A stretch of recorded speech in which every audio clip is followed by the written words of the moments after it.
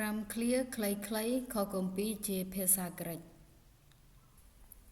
យ៉ូហានជំពូក8ខ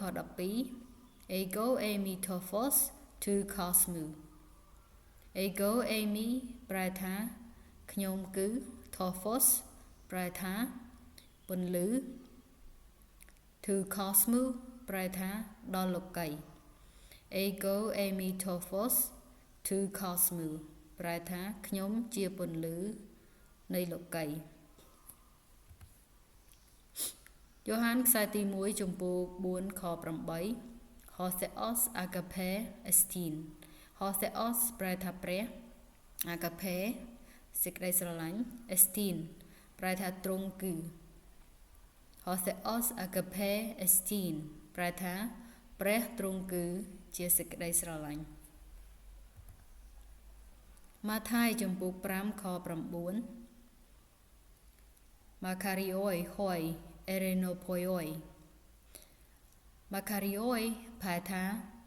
មានពរហើយ hoi erenopoi ប្រែថាអស់អ្នកណាដែលបង្កើតសន្តិភាពដូច្នេះ Makarioi hoi erenopoi ប្រែថាមានពរហើយអស់អ្នកដែលបង្កើតសន្តិភាពឬក៏អ្នកដែលផ្សះផ្សាគេរ៉ូមជំពូក8ខ31 E hotheos meth hemon E hotheos meth hemon ប្រែថា E ប្រែថាទ្រង់គឺ hotheos ព្រះជាមួយ meth យើងអង់គ្លេសGreek ថា hemon ដូច្នេះខនេះប្រែថាព្រះទ្រង់គឺនៅជាមួយយើង A hotheos meth hemon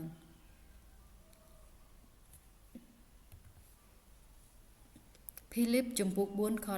13 Panta iskuo Panta iskuo Panta ប្រែថាទាំងអស់ iskuo ប្រែថា